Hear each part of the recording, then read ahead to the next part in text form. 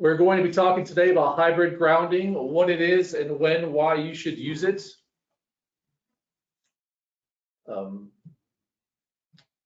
We're going to start off with saying that we're going to have a question and answer session at the end.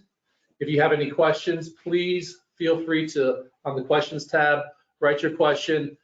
We have my counterpart Stu. He's going to be looking at your questions. We're going to either answer at the end or answer during the session via written response. So, and if we don't happen to get to your response, we'll go ahead and email you that response.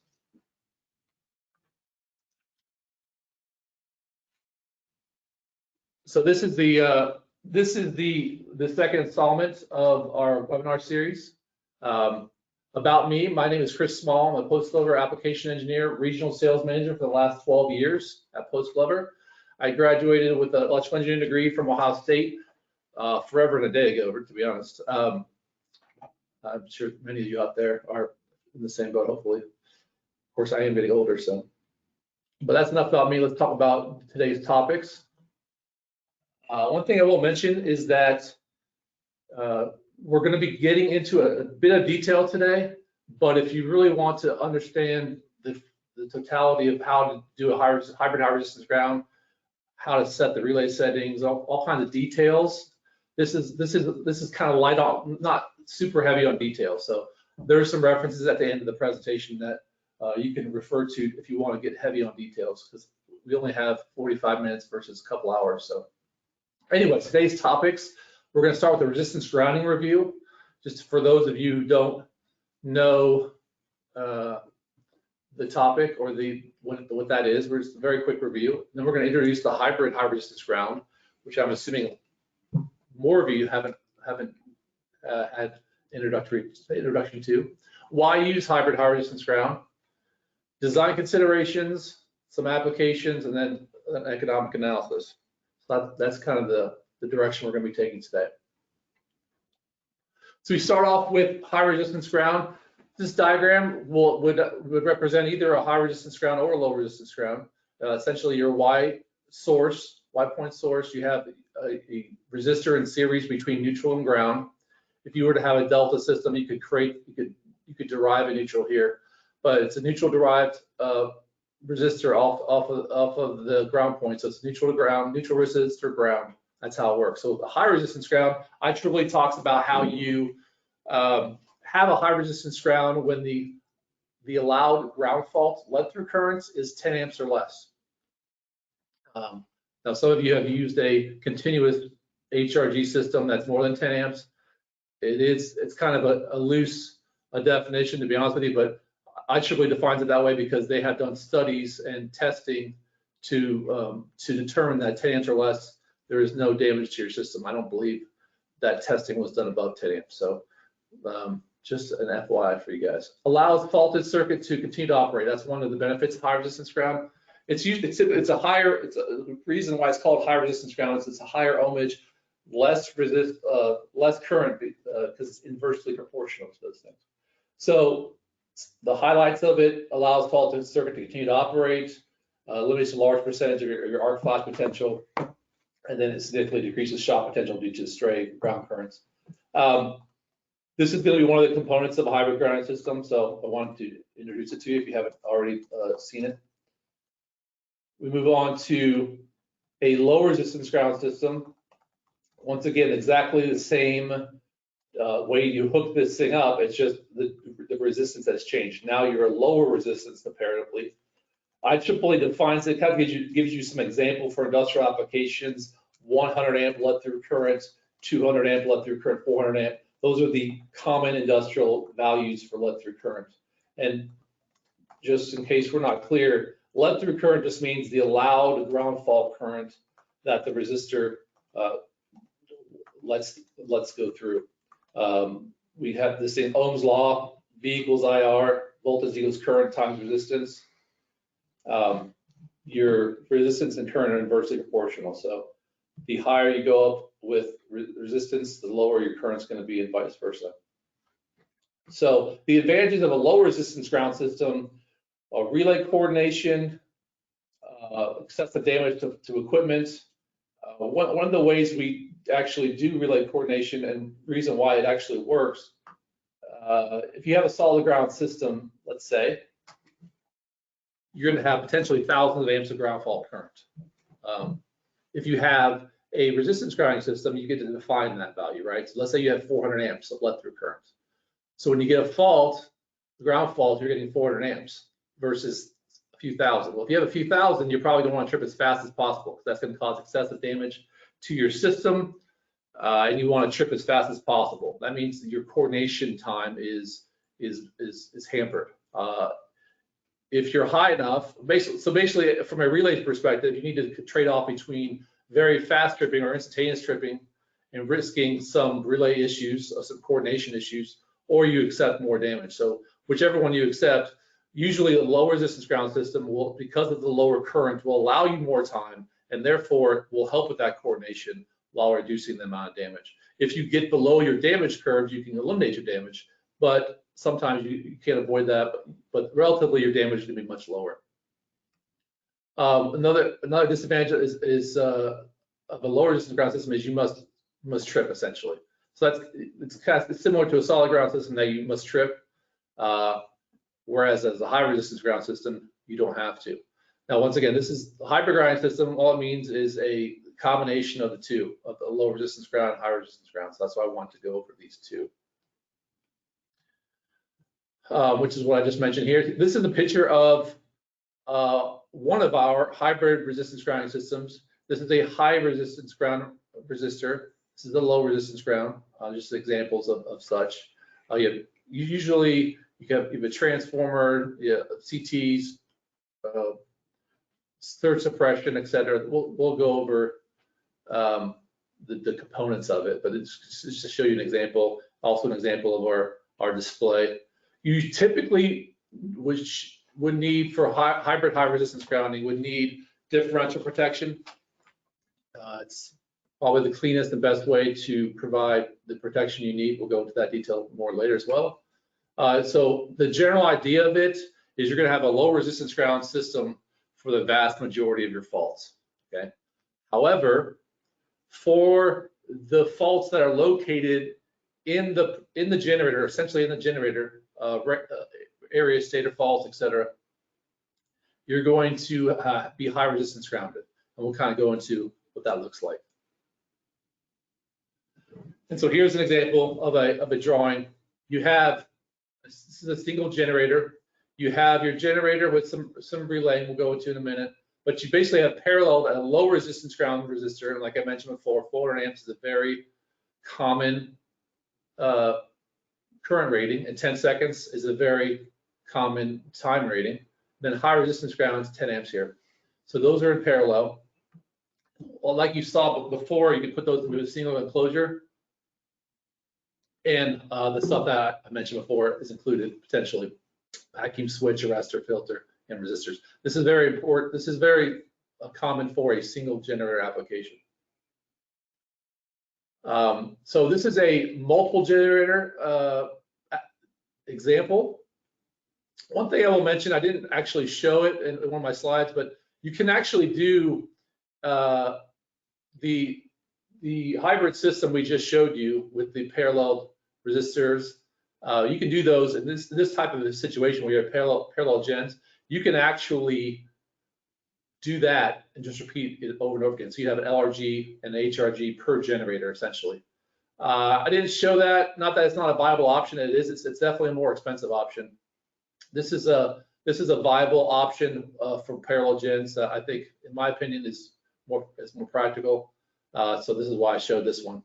But you essentially have the low resistance ground resistor hanging off of your bus right here, off of 3 wires. So you're going to be deriving the neutral with what here's a zigzag transformer. So you have a neutral here. You have your resistance grounded off the low resistance ground right here. Per generator, you have a high resistance ground, typically resistor only package. And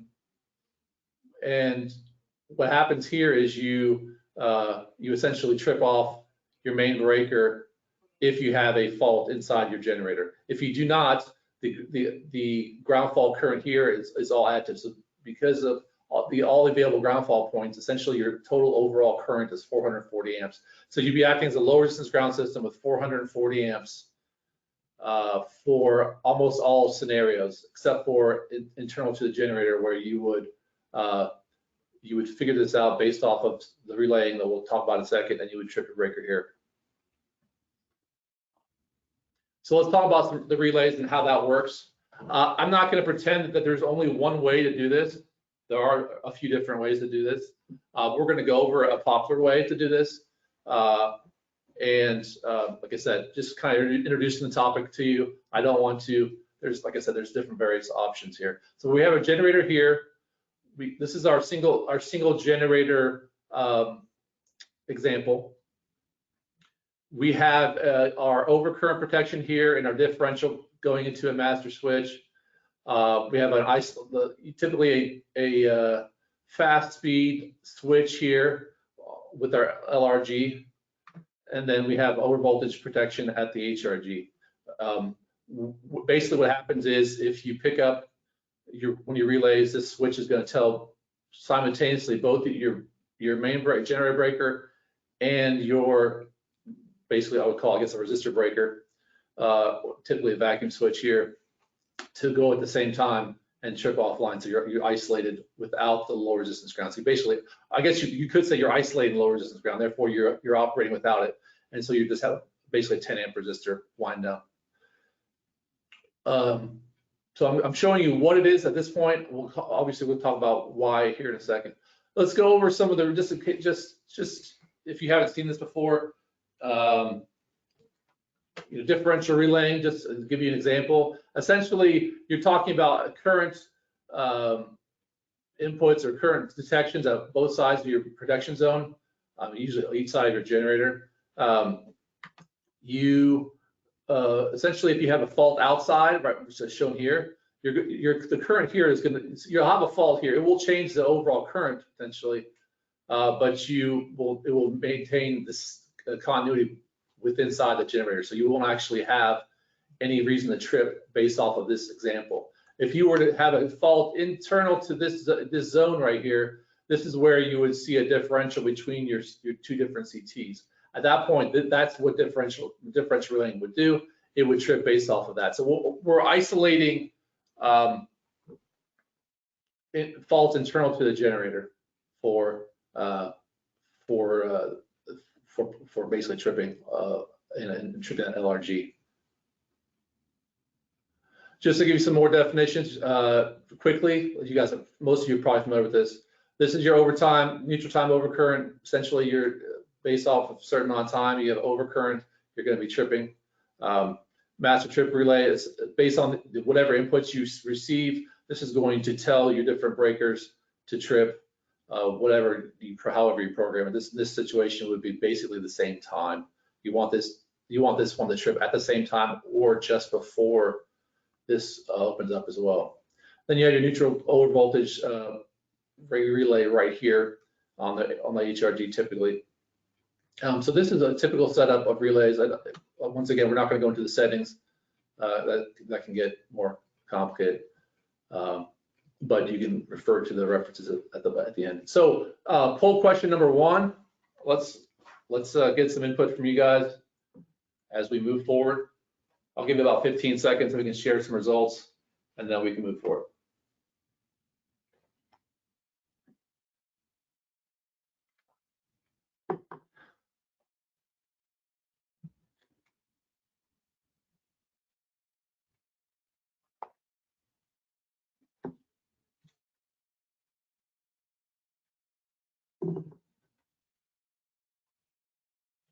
All right, let's move forward. Just as a side note, the vast majority of our listeners today, basically 75%, have not designed or implemented hybrid grounding previously. Okay, thanks. Just off of that, before we move forward, there's some history. Essentially, this was really a big topic about 15 years ago. Not that it's not a big topic now, but my point is that this was a buzz in the industry. IEEE was writing a lot of papers. There are a lot of IEEE papers on it, et cetera, based off of some some issues at some different plants and some unexpected results. The point is that in my personal experience, I've seen the popularity of this stuff grow, but it's still just based off of, I think, knowledge and familiarity. So take that in mind. I think it's similar to high resistance ground in the sense that as more people understand it and they apply it to their applications, I think it'll get more popular as well. So let's go to the why. That's pretty important. We talked kind of about the what it is. Let's go to the why. To do that, let's back up just one step. Let's talk about the Green Book, IEEE Green Book, and medium voltage generators. So this just to be specific, this is really a medium voltage generator application. We're not really talking about many other, I can't think of another application to use this on. So if you don't deal with medium voltage generators, you're probably not going to see this very often. But generally speaking, and to start, IEEE recommends that if you have a medium voltage generator, you want to impedance ground it, okay? That would mean reactance ground, that would mean resistance ground. We're not going to, I've mentioned before reactance grounding, and we did the entire presentation on it. If you're interested in that topic, please refer back to that. One note I will make from that presentation is about 95% of all industrial applications are going to use resistors. So we're going to kind of skip the reactance part, assuming you're using a resistor, and say that basically you're starting off with a resistor for medium voltage generators, okay? And so the reason why that is because at the end of the day, you have a potential for a ground fault being higher than the three-phase short circuit current that the generator is braced for. And that's based off of your variation of positive sequence reactances versus zero sequence reactances. We don't need to get into those details, but the bottom line is you need to be braced correctly. Medium voltage generators are not necessarily going to be braced correctly on a solid ground system. Therefore, IEEE recommends users use a resistor. So we start off at that point. We already have a low resistance ground system for our generator. The problem is, and I mentioned it already, there was, I think the first victim of this, or at least the first published victim that we know of, was a fairly large pulp paper plant.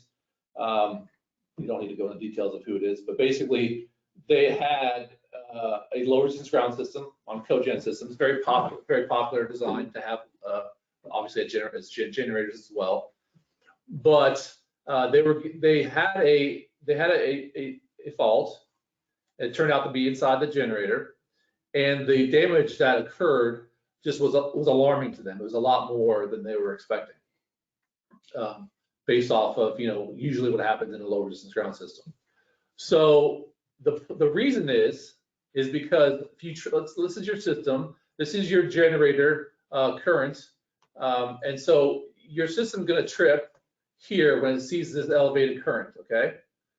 And so your generator is no longer, your system is no longer, active in one sense because you're trying to shut down, but you're not shut down yet. You're still winding down, and what you're doing is you're winding down with that fault. So you have a time where that wind down period is going to actually create more damage.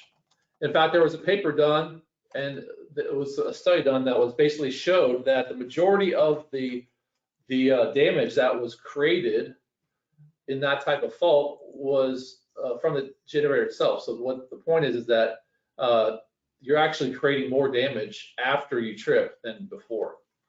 So there was a significant amount of damage. That is what actually can happen when you have internal faults to your generator. You don't necessarily have, if this was a solid ground system, you might, you probably would need a new generator. If you have a low resistance ground system, you're going to have some serious rework probably, just because of this extra time that this is winding down. Okay, so yeah, you basically need to account for this, and that's why you're not fully protected. Even though the vast majority of situations you're protected with the low resistance ground system, you're not fully protected on the medium voltage generator unless you would have hybrid grounding system. So, like I mentioned before, for generators, you have really hybrid grounding assumes you cannot use high resistance grounding. I mean, I think that for most of the research I've done and most of the application I've seen, usually at the 15 kV level. One of the reasons for that, I believe, is because now, especially nowadays, 5 kV is more likely that you could use high resistance ground by itself. You don't, if you have a combination of high resistance ground and low resistance ground, and you're basically adapting the benefits of high resistance ground, which are lack of damage to your equipment over an extended period of time, continuous period of time. If you can just use high resistance by itself, then why would you use hybrid essentially? So that's the point. So if you were to look at your 5 kV system and you want to apply hybrid, I would recommend you would first figure out if you could use high resistance ground by itself. And for that to happen, you need to do a capacitive charge current analysis. We're not going to go in detail on that, what that is. We've done it before on different previous. Basically, it's the amount of current that your system's capacitance produces on a ground fault, and it competes with the high resistance ground system. Bottom line is you don't want to overvoltage your system, so you want to make sure that's low enough to use high resistance ground. Once again, if you have a question about that, feel free to ask. We'll take it. But we've also addressed that before in a previous presentation. 15 kV, that is less likely. You're not going to probably use high resistance ground in the traditional sense. I mean, you could definitely use it for, so two reasons. One, the capacitive charge current is too high. That's if you're looking for continuous operation. You know, it's too high to operate a high resistance ground system. And usually at the mean voltage of 15 kV, you're going to need higher ground fault current to be able to see your faults. Your relays are going to need more current to see your faults throughout the system. So it's less likely that you're able, although I will tell you that we definitely see high resistance ground systems being used at 15 kV for generator protection. That is for sure happens all the time. So it can be done, but just keep in mind what the parameters are.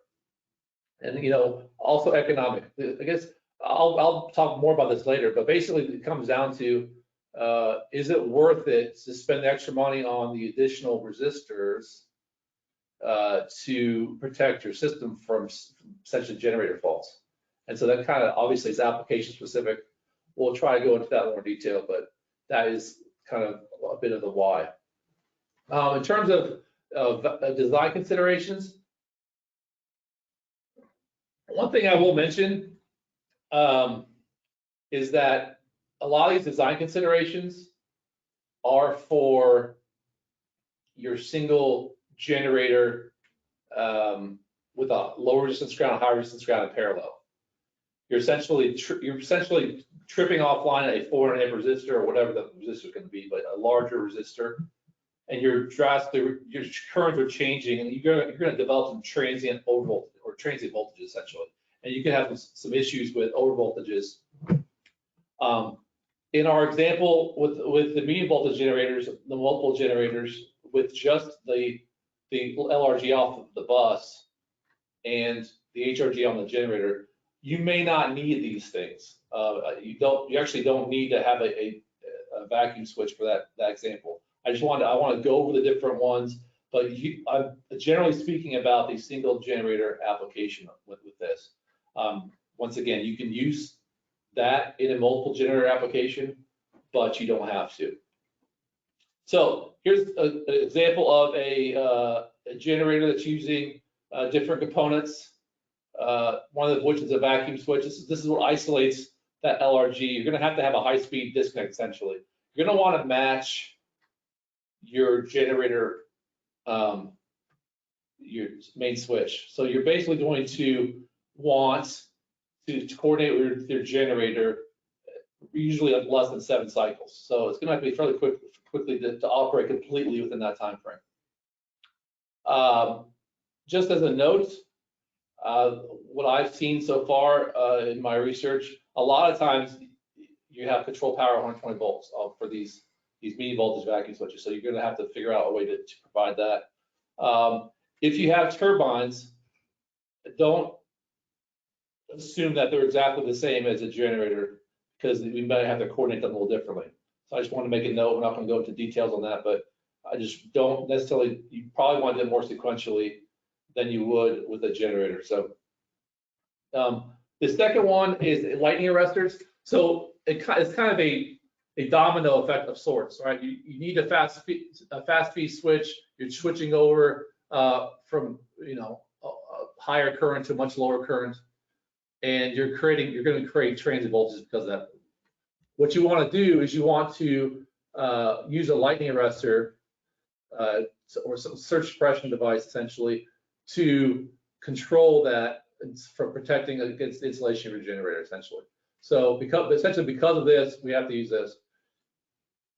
So it's an example of a medium voltage arrestor.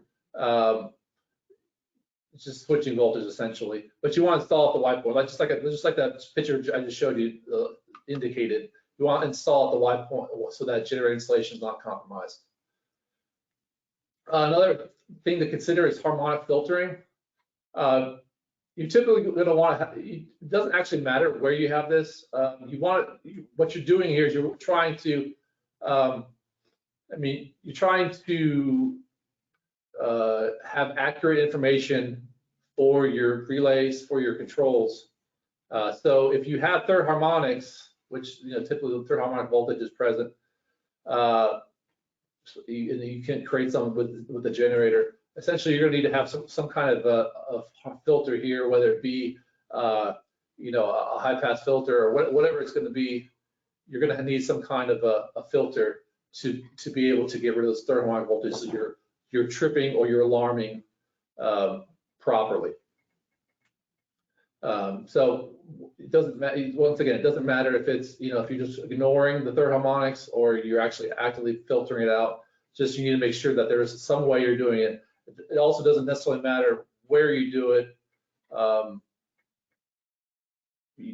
You have to do it. As long as you're protecting the controls relays, you can do it separately in the HRG. You can do it on the relay, wherever you can get it from. As long as that relay is not tripping or alarming based off of that third harmonic false current essentially, because false voltage, because the voltage is going to be fundamental from the system. So then we come to the resistor. What does that look like? This is the so for the low resistance ground, it's very similar to a standard. I've already shown you an example of it, but basically it's going to be, you're going to size it. If you're a single resistor, you're going to have, it's usually going to be like a 200 amp let through current, or potentially 400. Keep in mind that if you have multiple parallel generators, that you're going to want to keep that total current down. You may have your own idea. I would say 1500 amps. Some people say 1000, depending on what your goals are. But try to keep it down as much as you can if you have parallel LRGs. But the point is you're going to be using a 10-second, 200 or 400 amp typically resistor. And that's the low resistance ground. Now, the high resistance ground, as I show here, as I show right here, this is going to be more likely to be usually 10 amps. It doesn't have to be 10 amps. It can be 5 to 10 amps, but usually most of the time we see 10, just because it just makes it easier that way in terms of capacitive charge current. It's likely that it'll be a little much less than that, but it kind of takes that out of the consideration. Usually you want a longer range resistor. Doesn't mean you have to have one, but just keep this in mind. You're going to want to have this resistor rated for the entirety of the wind down of the resistor. So you want to make sure that the entire thing is completely shut down and stopped before your resistor gets to its max temperature, essentially. So I would recommend 30 seconds just based off of that, because your wind down is going to be long. But if you have a scenario where your wind down only takes 3 seconds, you understand the idea. You just need to make sure that it's long enough that it addresses the wind down.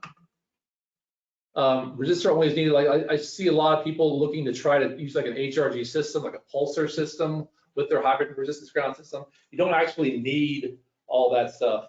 Really, you because of all the relaying you have, you really just need the resistor. You may need a current transformer to accommodate the 51G inside the resistor itself, but more likely in this scenario, especially with the scenario that I showed you before, you probably would have that at the differential.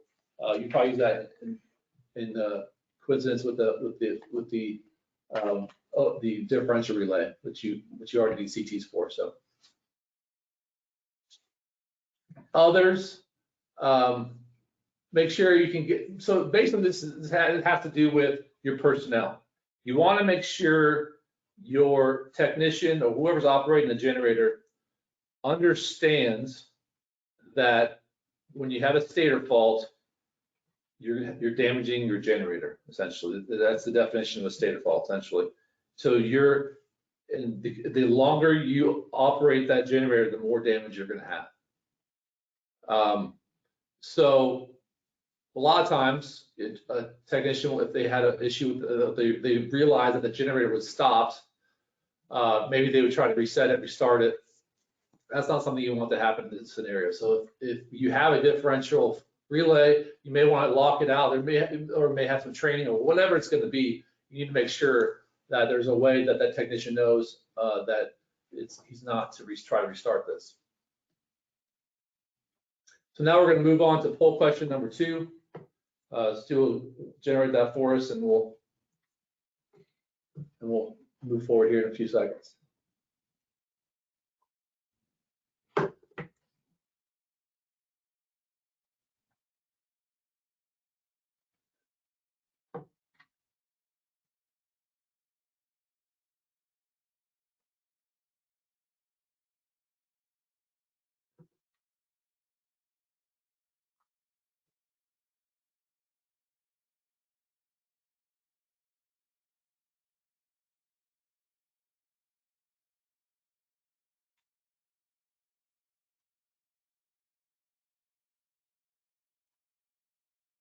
So we went from 75% roughly never having designed or implemented a system to now, thanks to your knowledge that you've imparted, over 80% have said they would consider it in the future.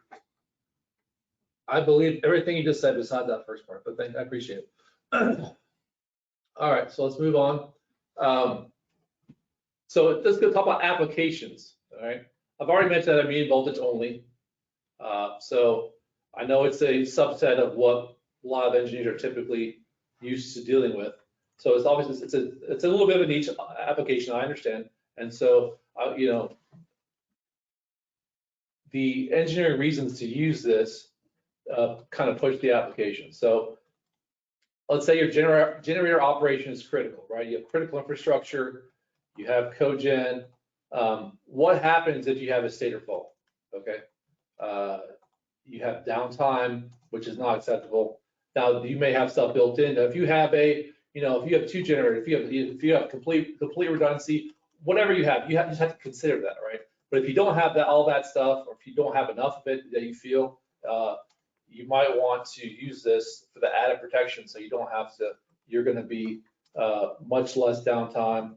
You're not going to have 0 downtime, because if you get a stator fault, you're going to have downtime, but you're going to drastically reduce the downtime you potentially could have. Expensive generators, we're basically talking about insurance, right? We're increasing the amount of resistors we use for protection, specifically for faults internal to the generator. We're not really protecting it against that. We're not protecting it against that at all if you have solid ground system. We're protecting it against that a little bit, but not nearly enough, in my opinion, if you have a low resistance ground system.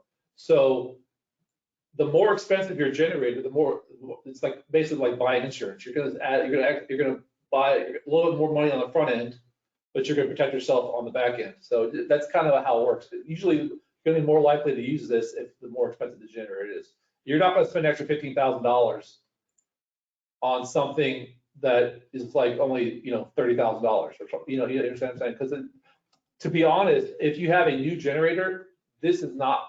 I don't have any data to support the fact that it's not likely, but just common knowledge.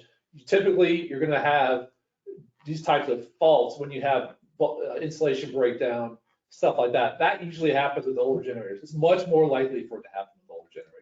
Okay, that kind of brings the point down here.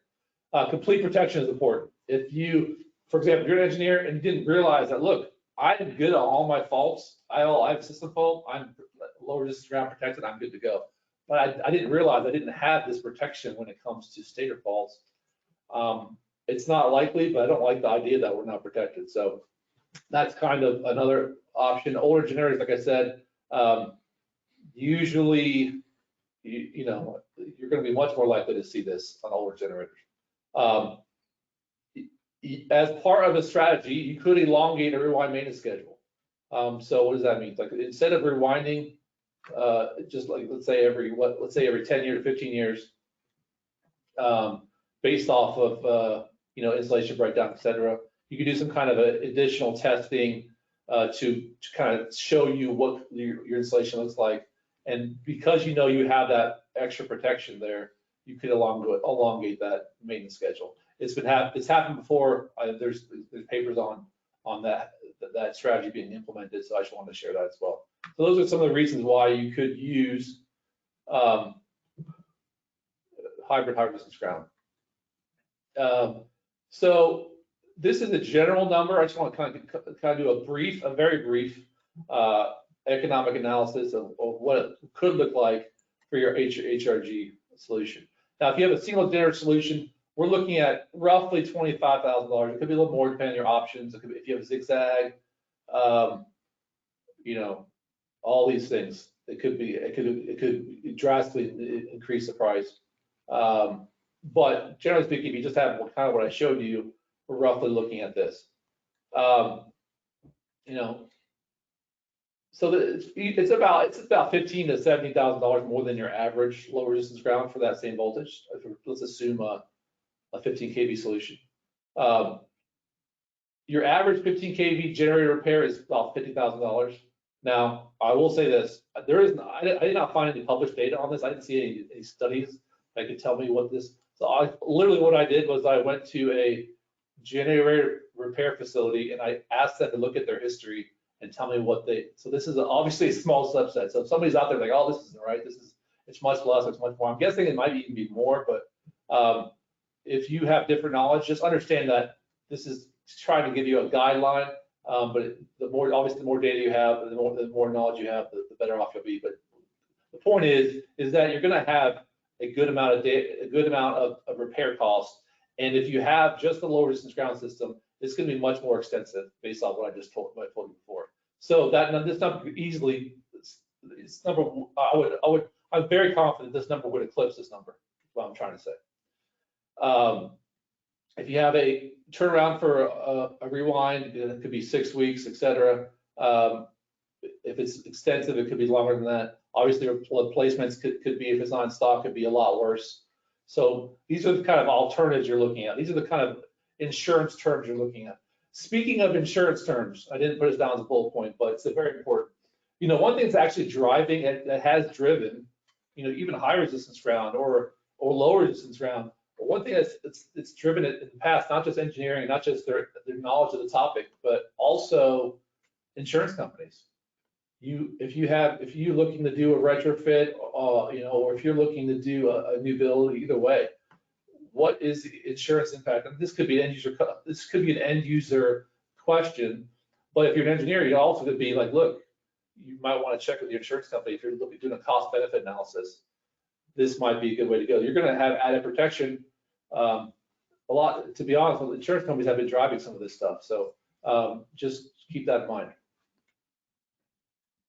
Okay, so in conclusion of our, I would call it an introduction to hybrid high resistance ground, essentially it's a viable solution for medium voltage generators for protection against, you know, basically generator faults.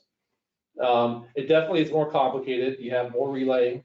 You have there is more the settings of the relays are. I'm not a relay expert, but you know I've read a lot of papers. It's more complicated than your standard low resistance ground system. no question about it. However, it is doable, and it gives you that protection you need for the generator. And once again, if you go through the applications, you kind of try to figure out what your cost would be if that were to happen. Or let's say your generator is old, you're looking for a retrofit because your generator is 20 years old, whatever the situation is. You guys are smart enough to do the cost benefit analysis. I just kind of want to give you the tools to start that analysis. So in terms of any questions, you guys will receive an email with a link to the, actually, let's see. If you want,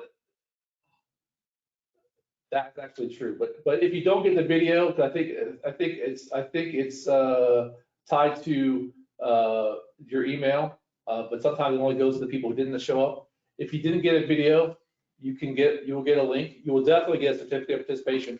And one thing I want to note about that is usually a certificate of participation is due to or is needed for a PE, continuing education, et cetera, essentially. So every single state has different requirements based on that. If you get your certificate and you don't have and you don't feel like it meets the requirements of your state, just let us know. We'll modify it. But for most people, this will be sufficient. And if you want a PDF version, please let us know. Email us. We'll get one to you.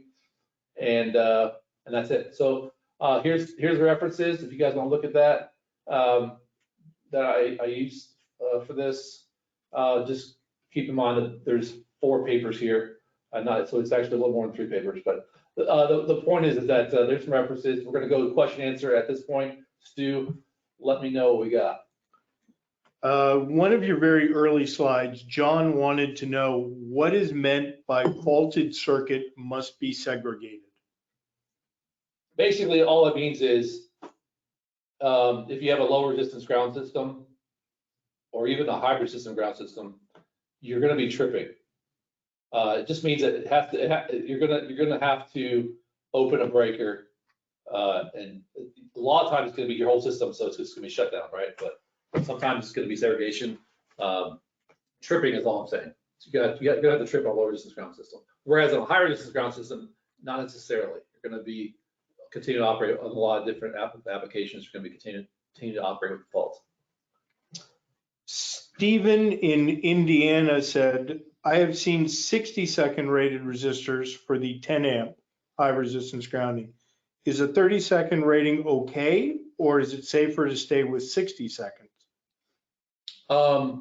It really just depends. If you don't feel like 30 seconds is enough time for your system to completely shut down, and that includes literally your entire generator coming to a complete stop, then please don't do it. Yeah, please use what you need to use. That some people are comfortable with continuous. We used to just recommend continuous. I don't actually care. The only reason I bring it up is there's a lot of people, or at least there's a handful of people that have presented the idea that they're specifying 10-second resistors for this application. That may work, but I get a little bit nervous when you say 10 seconds. So make sure it's long enough for your system to completely shut down, which includes the movement of the generator. Tim in Virginia, why don't we see this application more often? Are customers just willing to take risks on stator faults? In my personal opinion, there's 2 reasons. Number one, stator faults aren't that common in new equipment. They're not, to be fair. They happen, but usually it's related to insulation breakdown, which happens with time. Number 2 is just knowledge. I would say there's a percentage of the engineering community that knows about high resistance grounding. There's a percentage of that, probably not a large percentage of that group that knows about hybrid grounding. So it's kind of I think it's, from my perspective, it's the same idea. For the last 12 years, I've been trying to educate people on high resistance ground, and usually the idea kind of sells itself, to be honest with you. And so people are using it more and more and more. It's the same with this. Now with this one though, however, there is a cost. I think it's more. In my personal opinion, high resistance ground is like a no-brainer to some degree. But hybrid grounding is basically application specific, and you really should do a cost benefit analysis. If you feel comfortable with it being fully protected and not taking a chance on a small, if you have a new generator, let's say on a stator fault, then I would say yes, go for it. But you have to look at the cost and you have to look at the benefit of it. So that's where I think there's a little more cost benefit analysis in this application. And I think the last question we'll get to, because I know we're bumping up against the time frame probably most people allotted. Felipe was wondering, is there another method or solution to protect the generators in these situations? I have not found a full solution. Now you could talk about, there are some generator manufacturers. I'm not saying they're wrong at all. I don't, but from what I've seen is that there is some protection that you can stop. You can basically force stop the generator, and there's different ways that protect them more, but you're not going to be eliminating all the damage. If you want a more full solution, I would go with, or maybe even in addition to those things.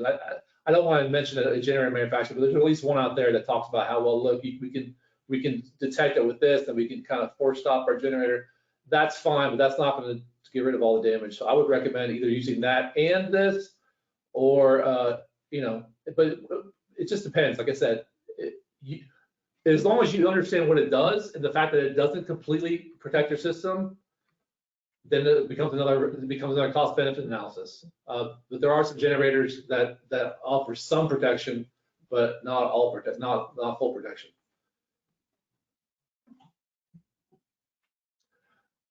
All right, guys, I think that's going to be it. I appreciate you guys attending. If we didn't get to your question, we'll go ahead and email you. Otherwise, feel free to email us, and we'll get back to any questions you guys may have. Appreciate it. Next month we're going to be going over some new IEEE regulations. That's going to be a topic of our next discussion. So if you're interested in that, sign up. We'll be sending out a reminder to you guys, but that's what next month's topic is going to be. So take care, guys. Until next time, appreciate it.